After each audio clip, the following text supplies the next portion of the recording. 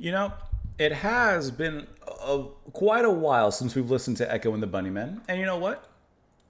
We're going to rectify that today. We're going to dive into a little bit, at least, from their debut studio album, Crocodiles, released in 1980. And there's quite a few of you that have mentioned this album.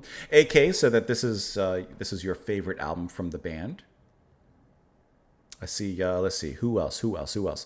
AK. Actually, I see. Even several years ago, you've been pushing for this one, saying that this is their best album. Like you've been saying this. And Annabelle Lie. I think it's Annabelle Lie. 5 years ago, you said that this is your favorite album from them as well. Like, look, 5 years, 5 years. You guys are in it. And today you win it. So let's go and start off with the first track, which is Going Up here on the album. Interestingly enough, you guys can't see it on your end because my Spotify is different.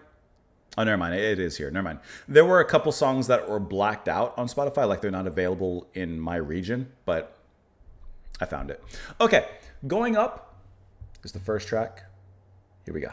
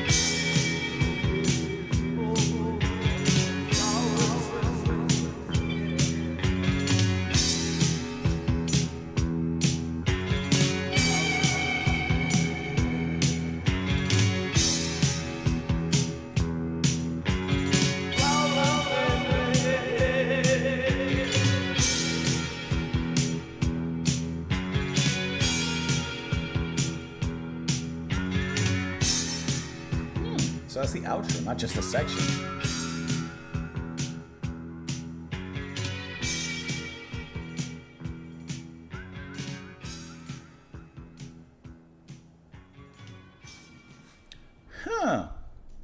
Okay, so first song off of their debut is a little bit different from what I've heard of the band, like later on, of course. This is a little bit more direct, a little bit more punchy, not so dreamy, while still having a little bit of a dare I say, a little bit of a post-punk sound and progression, especially in the back half of this track as it goes into the instrumental. Because even gosh, let me look at the lead singer. I'm sorry, I forgot what his name. McCulloch. I knew it was Ian, but I didn't want to commit. Ian McCulloch. Even the way that he sings at the very end, he's just kind of. It sounds like kind of not even muttering, just kind of like. I don't even know, whimpering, muttering, making noises in the back during that last instrumental, while the guitar has this really cool back and forth on top of the bass that provides a little bit of a haunting kind of atmosphere. And it kind of reminds me a little bit of Susie and the Banshees in a very, I don't even know how to describe this. If you were to take Susie and the Banshees, their instrumental section, and kind of tone it down a little bit, in my mind, then like that's what you get. And it has a little bit of a dreaminess to it, just a little bit, but it's almost playing on more of like a post-punk kind of sound. Who cares? It sounds cool, right? Just call it whatever you want. It sounds really cool. And the drumming was also really fantastic here. Pita Freitas on the drums, and I love those rolls. I love the way he plays. It's very dynamic. You know,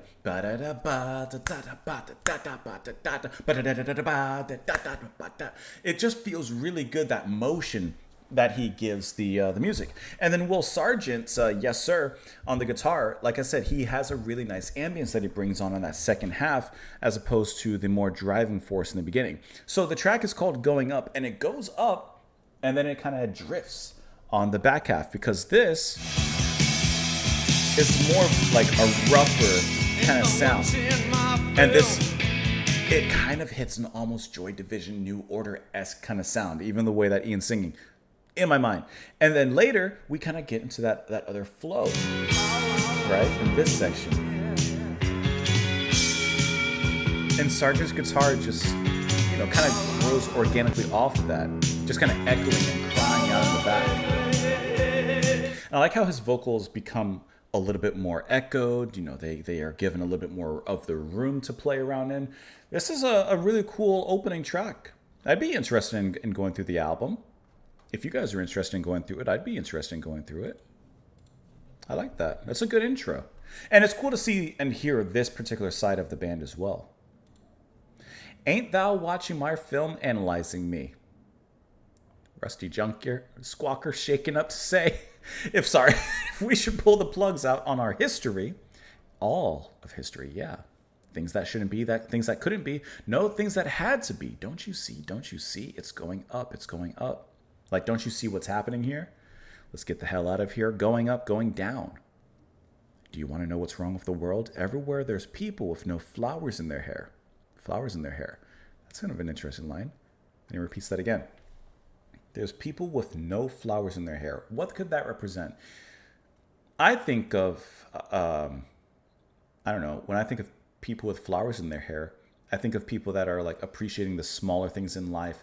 Maybe someone gave them a little flower and they put it in their hair, or their kid gave them the flower and they put it in their hair, or just someone that someone that's looking at the little things in life and just enjoying them, such as just the simplicity of putting a flower in your hair. You don't see a lot of that anymore for some reason. I don't know why.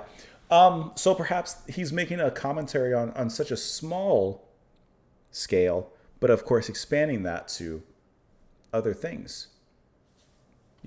What's wrong with the world? That's a big question. And he brings it down to something so simple. It's just no people with flowers in their hair. Ain't thou watching my film analyzing me? Rusty Junker Squawker shaking up to say, if we should pull the plugs out on our history and all of history. Like, should we start over? Things that shouldn't be, things that couldn't be, no things that had to be. Don't you see? We need to change things. I think that this is a big, big call to change in some capacity. Yeah, let me know what you guys thought. I would absolutely be interested in continuing on through the album. Let me know your thoughts in the comments below.